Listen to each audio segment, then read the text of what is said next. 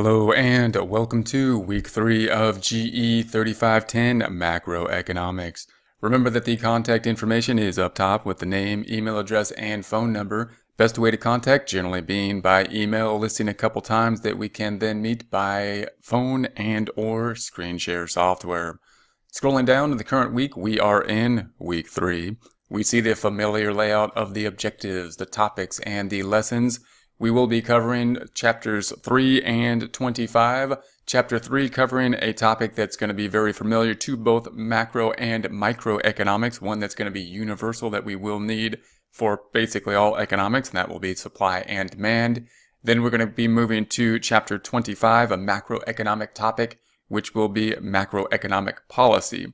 Macroeconomic policy is, of course, going to be one of those open areas, those areas of discussion which people don't agree on. Economics or economists still do not fully agree on. That's where most of the discussion and disputes will be at. It's important to note that because even though there's a lot of dispute and a lot of economists do not agree on many things, and those are going to be the interesting things, they do agree on many of the tools in order to arrive at the points that they are getting at. So the tools of supply and demand, the tools of absolute advantage, the benefits of trade, all those kind of things are going to be the foundation to get to the particular policies in terms of macroeconomics that different economists will get to. Macroeconomic policy, usually looking at the same types of goals, those goals to increase GDP, to have a stable currency, to have inflation in check, to have a low unemployment.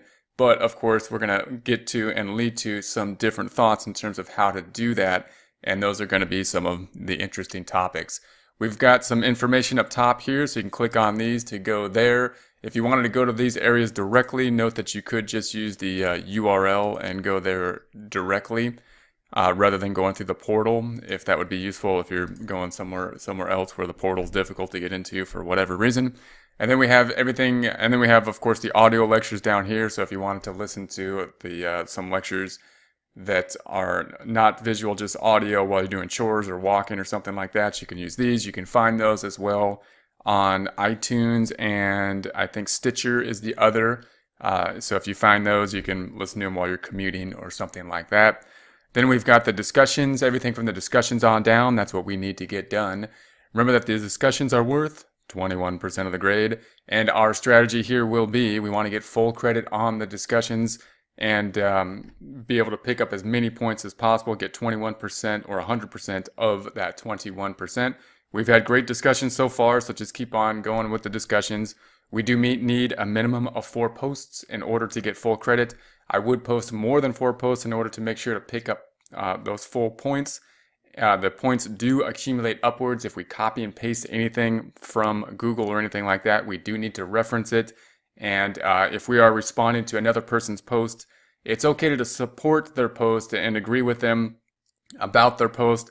But to get points on that post, we also need to expand on that, give more data, new information in terms of economic information to get full credit on that type of post as well.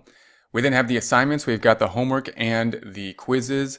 Most of this work will be done up here in McGraw-Hill's Connect, but however, although most of the work will be done up here in McGraw-Hill Connect, it will not all be listed up there in McGraw-Hill's Connect, and although most of the work will not be done down here in Moodle Rooms, it is all listed down here in Moodle Rooms. Therefore, this is your list. Make sure to check everything off as you go, whether it be done here or in Moodle Rooms. For example, the discussion forum, of course, as well as I believe the homework, as has been in prior weeks, is not something that will be in Moodle Rooms, but something that will be here, something you need to pick up. The way to pick it up is to check everything off as we go in Moodle Rooms, no matter where the work is actually done. Remember that everything needs to be turned in by Sunday, the close of each week. And this is going to be the midterm, of course, which you want to make sure to get in by Sunday because we don't have much leeway to pick up any late work on quizzes or midterms. It's going to be worth the most points. Any points is better than no points, even if you don't feel good about taking the midterm or prepared. 10% is better than 0%. Take the midterm, make sure to pick up some points on that. If you have to go back for late work on the assignments and the homework, we have more leeway in order to do that typically. However, you will lose points for late work in accordance with Charter College policy.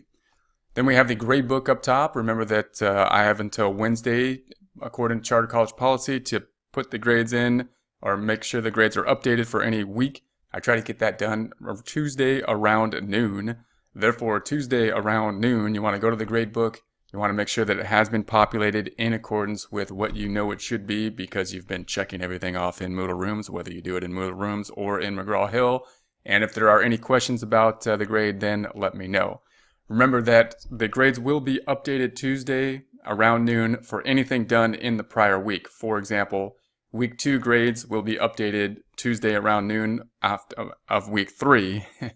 And anything done in week 2, whether that be week 2 work or week 1 work, which was done late in week 2, will be updated, if not before, by Tuesday around noon following the close of the week it was completed in. So if anybody has any questions on that, let me know. Remember to check the gradebook and let me know if there are any questions. That's going to be it for week 3, so have a great week 3.